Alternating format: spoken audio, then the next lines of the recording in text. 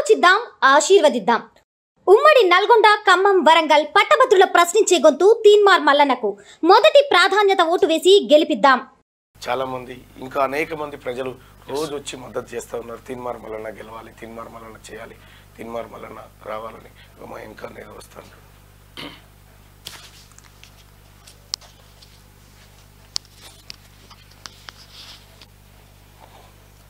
అశేషమైనటువంటి విజ్ఞానవంతులకు సంబంధించినటువంటి ఎన్నికది. జ్ఞానవంతులుగా ఉండాలి. నేను 1984 నుంచి 89 వరకు యూనివర్సిటీలో చదువుకొని అత్యంత నిరాడంబరంగా ఒక డైరెక్ట్ పబ్లిక్ సర్వీస్ కమిషన్లో నేను ఒక గ్రూప్ టీ లోపల సెలెక్ట్ అయినాను. కానీ అప్పుడు ఏ ఒక్క ఎమ్మెల్సీ కానీ ఎమ్మెల్యే కానీ ఎవ్వరు పట్టించుకోలే. ఆ కాలంలో మేము అంటే నేను వార్త చూసినా, నేను అంటే ఒకటి క్రియేట్ చేసి ఒకటి పెట్టేసి అంటే యూనివర్సిటీలో చదువుకునే వాళ్ళందరూ పల్లిపాట ఇలా అమ్ముకునేట వాళ్ళ అంటే బిట్స్ పినాయిల్లో చదువుకునేటోళ్ళు వాళ్ళు ఎక్కడ వాళ్ళకి అసలు సమాజం అంటే తెలియదు. వాళ్ళకు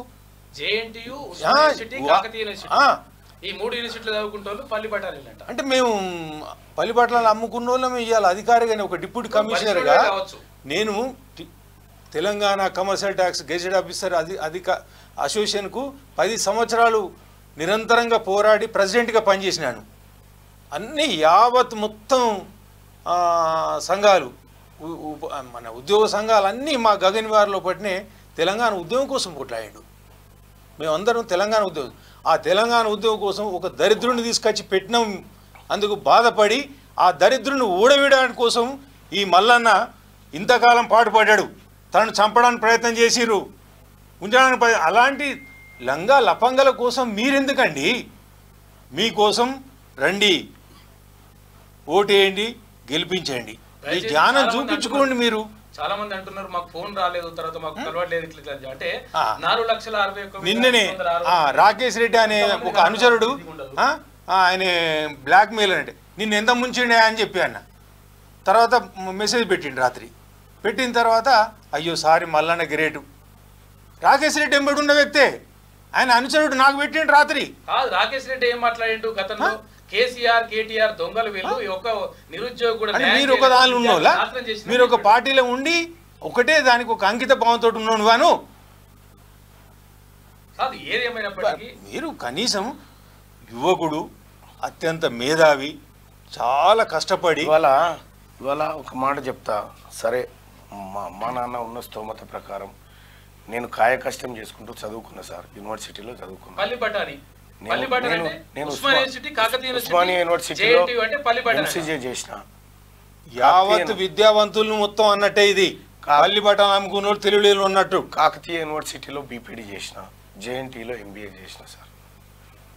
నేను పల్లిపట్టాని గారిని అయితే సార్, ఈ పల్లిపట్టాని గాడే సార్ 100 మంది పిల్లలకు ఆపరేషన్లు చేయించాను. ఈ పల్లిపట్టాని గాడే పేద బిడ్డలను చదివిపిస్తా ఉన్నాడు.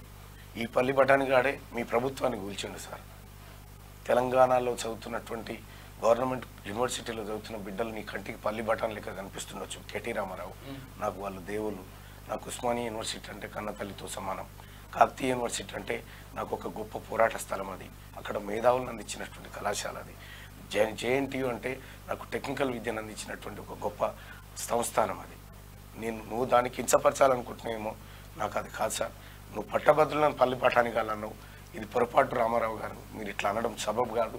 మీ నాన్న దగ్గర డబ్బులు ఉండొచ్చు, మీ నాన్న సంపాదించిన డబ్బులు ఉండొచ్చు, మీరు పూణే యూనివర్సిటీలో చదవచ్చు. కానీ ఇవాళ బిట్స్ పిలానీలో చదివినోడే విద్యావంతుడు, ఇక్కడ ఉస్మానియా యూనివర్సిటీలో చదువుకున్నవాడు లేకపోతే కాకతీయలో చదువుకున్నవాడు కాదు అనేటువంటి విధంగా మీరు మాట్లాడిన తీరు అది నిజంగా చాలామందిని బాధ పెడుతున్నటువంటి అంశం. మీరు ఒకసారి క్షమాపణ చెప్పాల్సినటువంటి అవసరం ఉంది. ఎందుకంటే ఇట్లా మాట్లాడడం తప్పు. నీకున్నటువంటి అహంకారంతో, నీకున్నటువంటి ఈ దురాలోచనతోని మీకు ప్రజలంటే బానిసలుగా కనిపిస్తున్నారేమో. ఆ పద్ధతి మార్చుకోండి. ఈ దేశంలో ప్రజలే దేవుళ్ళు, ప్రజలే ప్రభువులు అని భారత రాజ్యాంగం కూడా చెప్తా ఉంది. మీరు దాన్ని ఉల్లంఘిస్తూ మీకు నోటికి వచ్చినట్టు మాట్లాడుతూ ఉన్నారు. ఇవాళ తీన్మార్ మల్లన్న గురించి ఏమీ చెప్పలేక బట్టగాల్చి మీదేయాలనేటువంటి ప్రయత్నం చేస్తూ ఉన్నావు.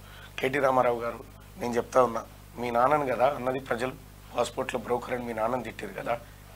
సో మీ నాన్న గురించే కదా దుబాయ్ శేఖర్ అని చెప్పింది.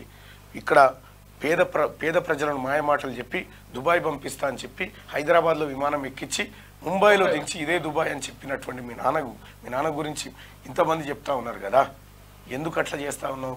ఎందుకు అట్లా ప్రజల్ని మభ్య పెడతా ఉన్నావు? నువ్వు కదా బ్రోకరేషాలు వేసి కబ్జాలు పెట్టి కంపెనీల కోసం ల్యాండ్స్ ఇస్తా అని చెప్పి అమెరికా నుంచి ఒక పెద్ద ఆయన 50 ఎకరాలు ఏది ఒక ఆయన అడిగింది 5 ఎకరాలు ఇస్తే నేను అనాథ పిల్లల కోసం ఒక స్పెషల్ ఎడ్యుకేషన్ సిస్టమ్ని తీసుకొస్తా అని చెప్పానంటే ఆయన వచ్చి అప్లికేషన్ పెట్టుకుంటే 5 కాదు నీకు 50 ఎకరాలు ఇస్తాం, 45 ఎకరాలు మళ్ళీ మావని పేరు మీద చేయాలి నువ్వు అని చెప్పి మీరు బ్రోకరిజం చేయలేదా?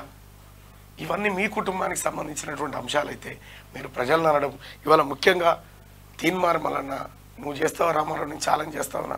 నా ఆస్తులు నేను గుడిసెలో బ్రతకడానికి సిద్ధమైన నువ్వు చెయ్యి, ఆ పని చెయ్యి.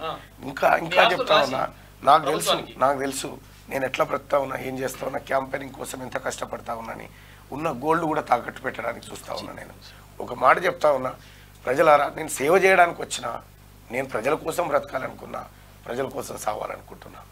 కేసీఆర్ కేటీఆర్ లెక్క ఈ చిల్లర పనులు చేసేటువంటి వ్యక్తిని కాదు. ఆలోచిద్దాం, ఆశీర్వదిద్దాం. ఉమ్మడి నల్గొండ, ఖమ్మం, వరంగల్ పట్టభద్రుల ప్రశ్నించే గొంతు తీన్మార్ మల్లన్నకు మొదటి ప్రాధాన్యత ఓటు వేసి గెలిపిద్దాం.